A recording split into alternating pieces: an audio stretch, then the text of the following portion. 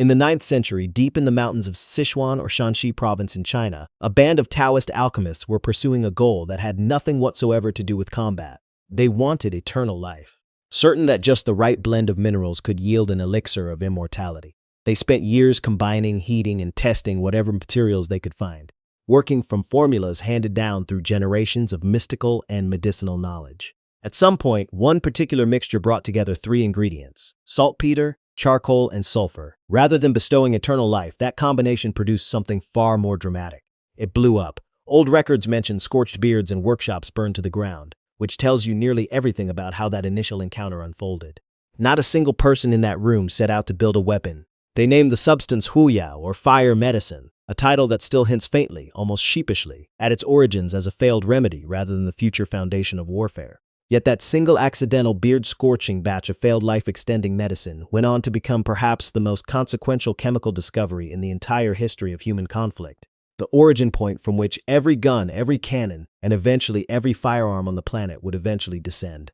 So how exactly did humanity travel from a botched potion in a Taoist alchemy workshop to the modern firearm?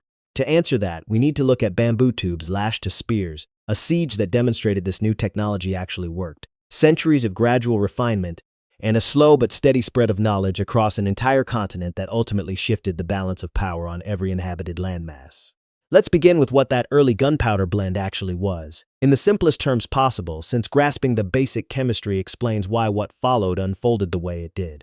The mixture those alchemists happened upon combined potassium nitrate, or saltpeter, with charcoal and sulfur, in roughly a 75-15-10 ratio by weight. Saltpeter acted as an oxidizer, releasing oxygen quickly under heat and fueling an extremely rapid combustion reaction that produced a sudden, violent burst of expanding gas.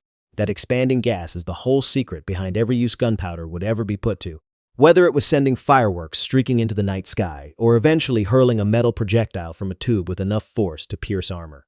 In its earliest recorded applications, gunpowder wasn't a weapon at all. It showed up in fireworks, smoke signals, and festival celebrations, exactly the sort of color ceremonial use you'd expect from something first discovered by monks chasing immortality rather than by soldiers seeking a battlefield edge. For generations, most people across China only ever encountered this substance as spectacle rather than danger, brightening festivals and religious rites with flashes of color and sound that had nothing to do with fighting. That began to shift once Song Dynasty military commanders got a first-hand look at what this unstable new substance could actually accomplish. Sometime between the 10th and 12th centuries, Chinese engineers created what became known as the huoqiang, or fire lance, and its design was about as basic as a weapon could get. Take a bamboo tube, tie it securely to the end of a spear, fill it with gunpowder, and ignite it during close-quarters fighting. The outcome was a polearm that shot flame and burning debris at anyone within striking distance, turning an ordinary spear into something far more terrifying to encounter in hand-to-hand combat. Defenders relied on fire lances during the 1132 siege of Dian against attackers scaling their walls, and by all accounts the weapon performed exactly as hoped, burning and confusing attackers in a way conventional spears never could. The psychological impact was substantial on its own. Soldiers trained their whole lives to fight with blades, and spears suddenly found themselves up against an enemy that could hurl fire itself. And that kind of shock often counted for just as much on a medieval battlefield as the actual injuries inflicted. Once gunpowder had proven its worth in real combat, innovation picked up pace, and each new advance followed a fairly logical, almost inevitable step from whatever preceded it. Fire lance makers started packing pellets and pottery shards into the bamboo tubes along with the powder, turning a weapon that once merely produced flame into one that also flung small projectiles outward with genuine force. This marked a real conceptual shift, moving the weapon's purpose from pure intimidation and burning toward actual penetrating injury delivered from a distance, the underlying idea behind every firearm that would follow. The next hurdle was the bamboo itself, which simply couldn't withstand the pressure generated by stronger gunpowder charges without cracking or bursting in the user's hands, occasionally wounding the very soldier holding it. Once Chinese craftsmen figured out how to cast bronze tubes sturdy enough to contain that pressure safely, the hand cannon emerged, a weapon that harnessed the expanding gas from gunpowder combustion to fire a single solid projectile with far greater force and range than any bamboo fire lance could manage. By the 13th century, metal-barreled hand cannons were already widespread across China, marking a genuine leap forward in both reliability and effectiveness over their bamboo-based predecessors.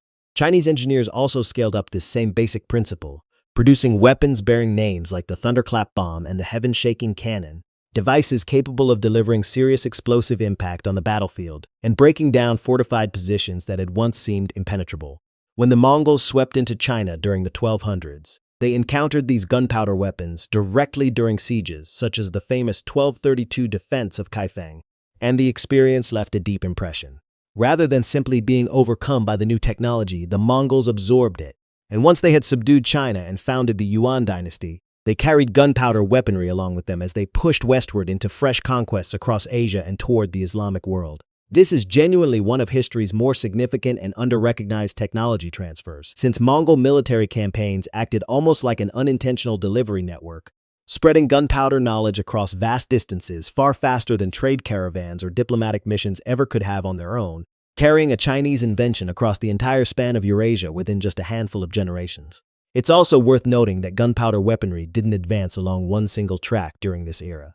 Alongside hand cannons and fire lances, Chinese military engineers also created rockets and fire arrows, gunpowder-propelled projectiles that found application not only in China but eventually in Korea and India too, traveling separate yet overlapping paths from the hand cannon's own westward journey. These rocket-based weapons never vanished the way the fire lance eventually did once true firearms matured. Instead, they endured as a distinct branch of gunpowder technology, one that would reappear centuries later in European warfare, and much later still, in the earliest forerunners of modern military and space rocketry. The story of gunpowder, in other words, doesn't lead solely to the gun. It splits one path heading toward the firearm and a separate path heading toward the rocket, both rooted in the same accidental discovery made by alchemists who wanted no part of either outcome. From there, gunpowder technology fanned out along several overlapping routes at once, reaching the Islamic world and eventually Europe through a mix of military encounters, trade, and the broader wave of cross-cultural contact that defined the 13th and 14th centuries. Historians examining this period point to a wider pattern worth recognizing. Gunpowder wasn't the only major Chinese invention traveling westward during this stretch of time. Paper, printing, and the magnetic compass all followed roughly the same routes during roughly the same centuries, part of a much larger current of knowledge and technology flowing from east to west long before anyone had even coined the word globalization. Some historians have pointed out that early European cannons resemble Chinese designs so closely that a direct transfer of knowledge seems far more plausible than two civilizations independently, arriving at nearly identical solutions by chance. Once the technology reached Europe in the late 13th century, it entered a political and military world that gunpowder weapons would, over the following centuries, thoroughly and permanently transform, eventually breaking down systems of feudal military power that had endured for hundreds of years. The change wasn't immediate. Early European hand cannons, much like their Chinese forerunners, were rough, slow to reload, and hard to aim with any real accuracy. Essentially a miniature cannon mounted awkwardly atop a pole. You loaded powder and projectile through the open end, touched a smoldering ember or slow-burning cord to a small touch hole, and hoped, with far more optimism than certainty, that the resulting blast would send the projectile somewhere useful. Yet even in this crude form, the weapon carried a psychological and practical impact that traditional melee weapons simply couldn't rival. Castle walls that had held firm against traditional siege equipment for generations began giving way to cannon fire. Mounted knights in heavy armor, the dominant military force across medieval Europe for centuries, found themselves increasingly exposed to a weapon that didn't care how much steel you wore, since sufficient gunpowder-driven force could punch straight through it regardless. The entire social and military structure built around costly, heavily armored cavalry began to crumble, because a comparatively cheap weapon in the hands of a far more cheaply trained soldier could now neutralize an opponent who had spent a lifetime and a fortune preparing for combat the traditional way. This shift carried consequences well beyond the battlefield itself, reshaping the very architecture of European warfare. As cannons became steadily more powerful and increasingly effective against tall stone walls, traditional castle design, built around high, thin walls meant to fend off scaling attackers and arrows, became dangerously outdated almost overnight in historical terms. Military engineers responded by developing the Star Fort and the Bastion, lower, angled, heavily reinforced fortifications specifically built to deflect and absorb cannon fire rather than simply standing tall and hoping for the best.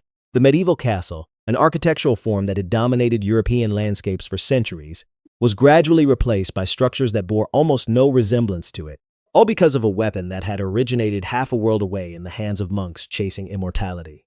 The next truly major advance came in the late 15th century with the invention of the matchlock mechanism, And this one development is what finally transformed gunpowder weapons from clumsy curiosities into the backbone of organized infantry warfare across the continent. The core problem with earlier hand cannons was that firing one demanded two hands and considerable coordination, one hand to steady the weapon, the other to apply a burning ember or cord directly to the touch hole at precisely the right instant, all while attempting to actually aim at a moving target amid battlefield chaos. The matchlock solved this neatly by attaching a slow-burning cord, held in a curved clamp called a serpentine, directly onto the weapon itself. Pulling the trigger lowered that already lit cord straight into a small pan of priming powder, igniting the main charge automatically and freeing the shooter to hold and aim the weapon with both hands right up until the moment of firing. This might sound like a minor mechanical tweak, but it was genuinely transformative, since it was the first mechanical firing device ever applied to a small arm, and it allowed, for the first time in history, a single trained soldier to fire a gunpowder weapon with a real degree of aimed precision, rather than simply pointing roughly in the right direction and hoping for the best. By the early 15th century, matchlock arquebuses were showing up in growing numbers across Western Europe, particularly Spain, France, and the territories of the Holy Roman Empire, and the weapon spread quickly from there across the entire breadth of Eurasia. The Ottoman Empire, already familiar with gunpowder weaponry since the 14th century, worked matchlocks directly into the elite Janissary corps that formed the core of Ottoman military strength, deploying the weapon to great effect in engagements such as the Battle of Goa in 1510 alongside Portuguese forces, who likewise depended heavily on matchlock weaponry during that same era. In 1543, Portuguese traders brought matchlock technology to Japan, where local gunsmiths refined the design so extensively that Japanese matchlocks, known as Tanegashima, came to be regarded as some of the finest crafted firearms anywhere in the world during that period, prized for their precision and craftsmanship even among European observers. China itself, having kicked off this entire chain of innovation centuries earlier, eventually reabsorbed an improved version of its own original invention, developing matchlock weapons known as birding guns specifically to counter ongoing Mongol incursions along its northern frontier, a genuinely strange and fitting historical loop for a technology that began as a failed immortality potion in that very same region. Matchlock muskets eventually grew heavy, powerful enough to require a forked rest just to support the barrel while aiming, weighing as much as 25 pounds in some configurations, but capable of piercing plate armor at ranges that made traditional swords and pikes increasingly obsolete on an open battlefield. Because loading and firing a matchlock took considerable time, and because the user was left briefly exposed during that process, musketeers typically needed protection from close combat, usually supplied by pikemen stationed alongside them. This pairing of pikes and shot came to dominate European battlefields from the 16th into the early 17th century, an elaborate, carefully coordinated tactical system that demanded extensive training, with musketeers firing from behind or between rows of pikemen arranged in tight formations. Outside Europe, many armies that had adopted matchlocks held on to their traditional formations rather than developing the same dense, disciplined infantry coordination, lacking either the resources or the particular tactical pressures that pushed European armies toward this specific evolution in combined arms warfare. The matchlock had one obvious, persistent flaw that every user understood right away. It needed an open, slow-burning flame at all times, which made it nearly worthless in wet weather, revealed a soldier's position in the dark, and required constant tending of burning cord even during lulls in battle. The fix arrived gradually through several intermediate steps worth understanding. The wheellock, developed in the early 16th century, used a spring-loaded wheel spinning rapidly against a piece of pyrite to produce sparks, doing away with the need for a constantly burning match altogether. This made wheellocks considerably more practical for cavalry, who needed a weapon they could carry loaded and ready without tending an open flame on horseback. And German mercenaries, along with English cavalry units, became particularly linked to this mechanism during the 16th and early 17th centuries. But wheellocks were expensive and mechanically intricate to build, which kept them from ever fully displacing the cheaper, simpler matchlock among ordinary infantry, who continued carrying the older, more affordable design well into the following century, even as wealthier cavalrymen rode with the more advanced alternative. The real breakthrough arrived with the flintlock, generally credited to French gunsmith Marin Le Bourgeois, who developed the mechanism in its recognizable modern form around 1610 to 1615. The flintlock used a spring-loaded hammer holding a piece of flint, which struck a steel surface called a frizzen to throw sparks directly into the priming pan and ignite the charge. It fired faster than a matchlock, was far more dependable in poor weather, and needed no open flame to maintain at all, which also meant soldiers no longer betrayed their position in the dark simply by carrying a lit weapon. By the 1630s, the flintlock mechanism had spread rapidly across Europe, with the Dutch States Army among the first to formally adopt it as standard-issue infantry equipment. And within a few decades, it had become the dominant firearm mechanism across nearly every major European military, a status it would hold for roughly 2 centuries, spanning colonial expansion, the Napoleonic Wars, and the American Revolution, where flintlock muskets carried by both colonial militias and British regulars shaped the entire conflict from beginning to end. The flintlock's arrival coincided with another genuinely important innovation, the socket bayonet, introduced in the late 17th century, which fastened around the outside of the barrel via a metal ring, instead of plugging directly into the muzzle the way earlier plug bayonets had, a design that had left the gun unable to fire whenever the bayonet was attached. This seemingly small adjustment meant a soldier could fix a bayonet to his musket and still fire it as normal, combining ranged firepower and close combat capability into a single weapon for the first time. The practical impact was enormous. Armies no longer needed dedicated pikemen stationed beside their musketeers for protection, since every soldier carrying a flintlock and bayonet could now serve as both shooter and spearman, depending on what the moment demanded. This combined development, sometimes referred to as the infantry revolution, simplified training, simplified logistics, and fundamentally reshaped how European armies organized themselves in battle, letting regiments become more versatile and able to engage enemies at range or in close combat without needing to reorganize entirely between the two modes of fighting. The bayonet charge also carried its own distinct psychological weight on the battlefield, since the sight of an advancing line of soldiers with fixed bayonets often shattered enemy morale before a single shot or thrust ever actually landed. The flintlock's roughly 2-century reign finally came to an end in the early 19th century with the arrival of the percussion cap system, a small metal cap containing a shock-sensitive chemical compound that ignited instantly when struck by a hammer, removing the need for loose priming powder, flint, and steel altogether. This final ignition breakthrough rendered every earlier mechanism, matchlock, wheellock, and flintlock alike, essentially obsolete within a few decades, marking the last major milestone in the centuries-long chain of refinements that had begun with monks chasing immortality in 9th century China. From there, the pace of change only quickened, leading toward repeating rifles, rapid advances in metallurgy and manufacturing, and eventually weapons that would have been utterly unrecognizable to the soldiers who once stood in disciplined lines with pikes and matchlocks, waiting for their turn to fire. Looking back across this entire arc, from a Taoist alchemy workshop in 9th century China to flintlock muskets dominating European battlefields nearly 8 centuries later, the story of how humans invented guns is really a story about accident, accumulation, and migration unfolding together across an enormous stretch of time. Nobody set out on day one to invent the firearm. A group of monks searching for immortality stumbled onto an explosive chemical reaction and very nearly singed their own beards off in the process. Military engineers watching that explosive reaction gradually recognized that its violence could be directed, first through a tube strapped to a spear, then through a cast bronze cylinder, then through increasingly refined mechanical systems designed to ignite that same basic chemical reaction more reliably, more quickly, and with less danger to the person holding it. Each improvement, the shift from bamboo to bronze, from open flame to spring-loaded mechanism, from matchlock to flintlock, solved a specific practical problem that soldiers and engineers had actually run into with whatever version came before. None of it demanded some singular flash of genius or total invention.